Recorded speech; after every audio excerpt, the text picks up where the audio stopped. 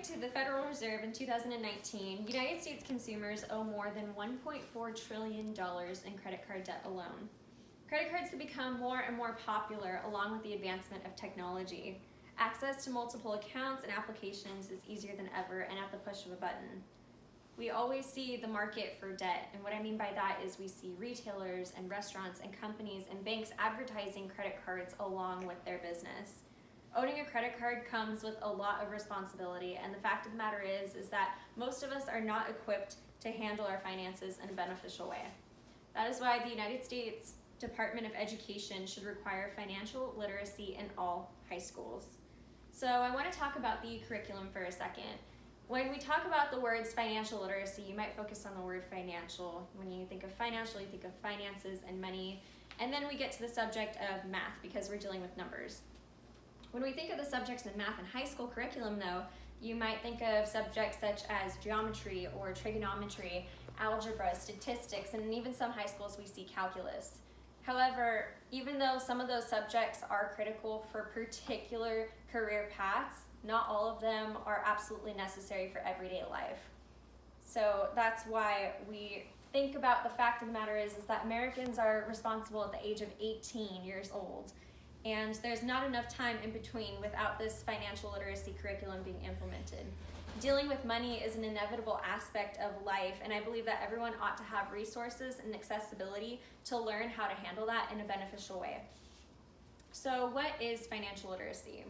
It's understood as the possession of the set of skills and knowledge that allows an individual to make informed and effective decisions with their financial resources. This should be accessible and free knowledge and available to every member of society, and this starts with public education and high school curriculum.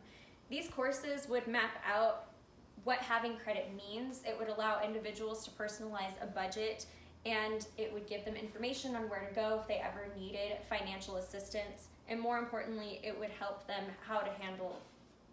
understand how to handle their debt carefully. Now let's talk about how are so many of us Americans in credit card debt? Credit cards are actually one of the most highly marketed items here in the United States. Their marketing strategy is absolute genius framework. They convince people to borrow their money. So they do it in a way that it almost seems as if they're doing it as a favor. And by that, I mean they offer you things such as rewards. This is one of the greatest myths about credit cards is that they offer you something in return. So they give you free airline miles, or they give you 1% cash back, or they give you discounts on certain restaurants or retailers if you use their credit card when you shop there. The fact of the matter is that you're never going to have a positive in your credit card account balance. They're never going to be the ones owing you something in return. You're always going to have a negative and be a borrower to the lender, or in that case, a slave to the lender. So we also see that consumers are absolutely mesmerized with this I want it now mentality, and social media has a lot to do with it. Going back to the advancement of technology, we see that if you want information, it's there for you at the click of a button. And along with that also means that if you want something online to purchase, you can also click that as well in a matter of seconds. And so a lot of individuals are kind of confused with this mentality as they see the minimum payments, oh, they're not that high, they're pretty low.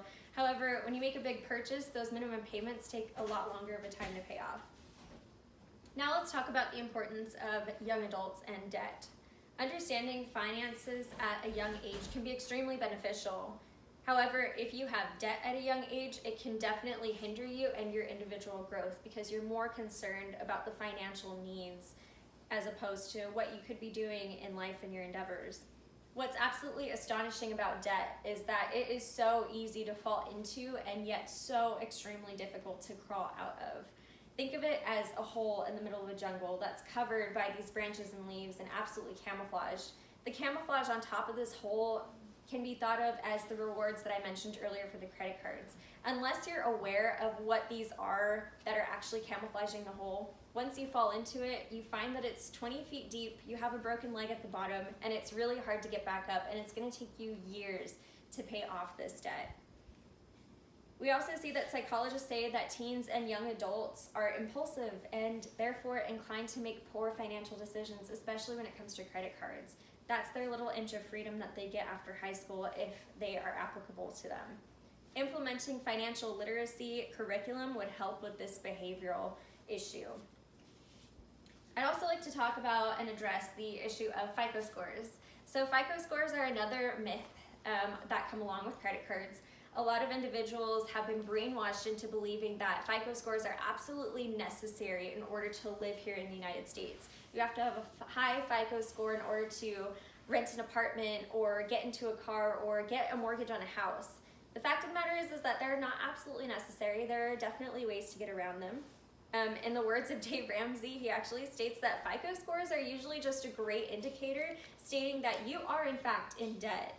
So there are ways to get around it, like I said, and with that I'm not going to get too deep into, but it's called manual underwriting. And manual underwriting is where you go and you sit face to face with another individual, and that's their job title is manual underwriter, and they sit there with all of your finances and documents in hand or on the computer where they can see, and they're the ones that actually go and verify if you're eligible or able to pay off a certain item, such as a house or your apartment rent or your car. One of the last points I'd like to talk about are the most important, and those are the students. We always talk about how our students are the future, and the generation that's in school now is our future, and they're the key. However, we're not taking care of them in the financial way as we should. They want to know more about their finances. Modern technology has made individuals that are teenagers and young adults hyper aware of certain issues here in the United States, and one of those issues is finances. So they see this through social media and news outlets and even entertainment, and they cannot get ahead because there are just so many obstacles in the way.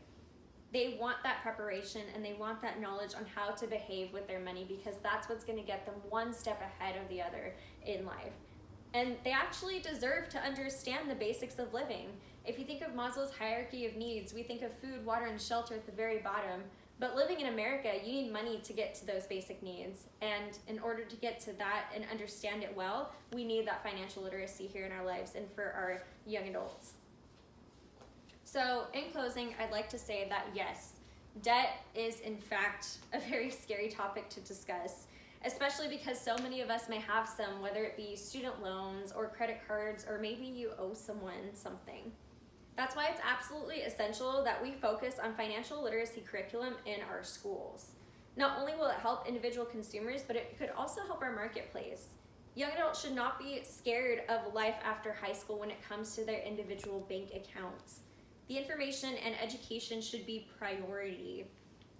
This is what's going to make it accessible for them to get as equipped as possible in order to be successful, functioning adults in today's society. And that is why I stand behind the statement, as I said earlier, is that the United States Department of Education should require financial literacy in all high schools for the betterment of our future and our young students and young adults. Thank you.